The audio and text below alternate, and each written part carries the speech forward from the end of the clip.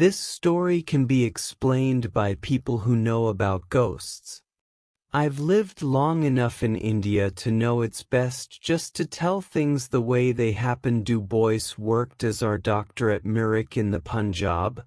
In the northwest of India, he was a round, sleepy little man, and he married a young woman as round and sleepy, looking as himself. After their wedding, they forgot about the rest of the world and were very happy. Life in Mirik went on quite well without them, but Dum was wrong to shut himself away from the world, as he discovered when there was an epidemic of typhoid in Mirik, and his wife became ill with the disease. 5 days were lost before he realized she had more than just a fever. 3 more days passed before he visited Mrs. Shutt, the engineer's wife, and spoke to her in a nervous way about his trouble. She almost hit him round the ears.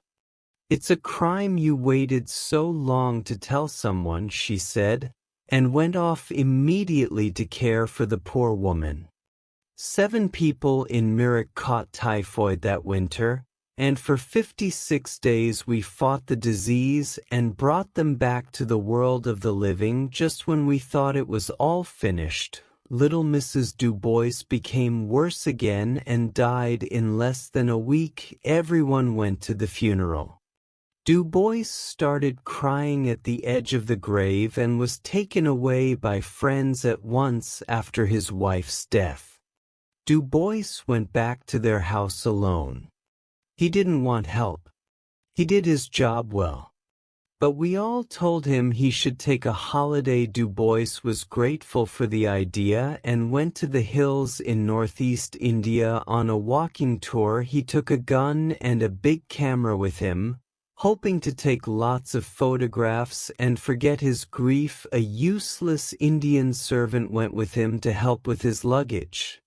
The man was lazy and not very honest, but he'd been his wife's favorite and most faithful servant, and Du Bois was happy to let him manage everything on his way back from the hills. Du Bois went to a place called Bargi. The house where walkers can stay there is open to the winds and a bitterly cold place. He stopped at 7 o'clock in the evening, and his servant went down the hillside into the village to find carriers for the next day. The sun had gone down, and it was windy. Du Bois stood in front of the house, waiting for the man to come back. He returned almost immediately, and so quickly that Du Bois thought he'd probably met some wild animal on the way.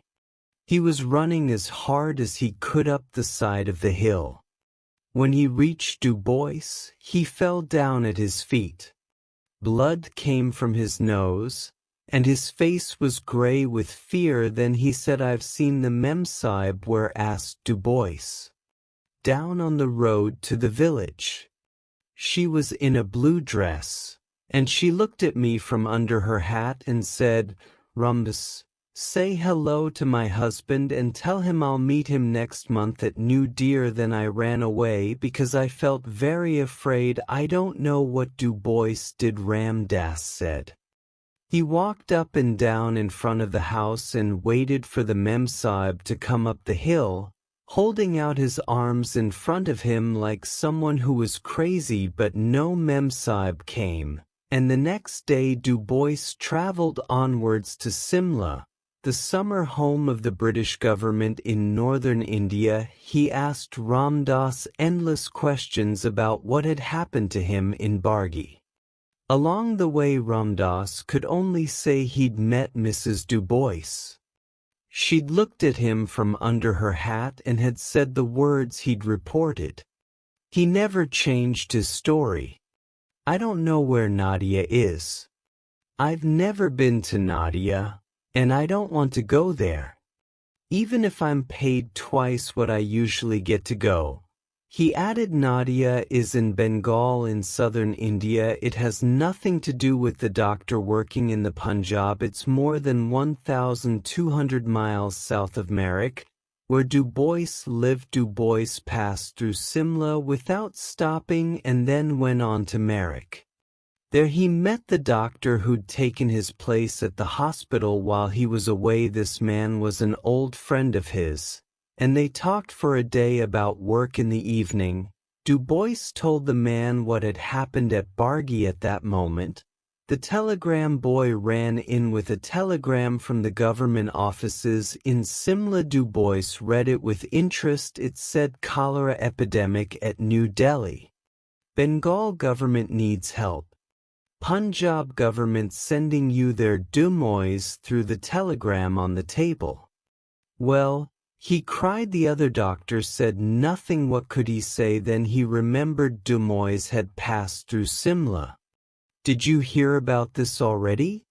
And take the job in order to make an end of your—" he began. But Dumois stopped him. "Not at all. It's the first I've heard of it.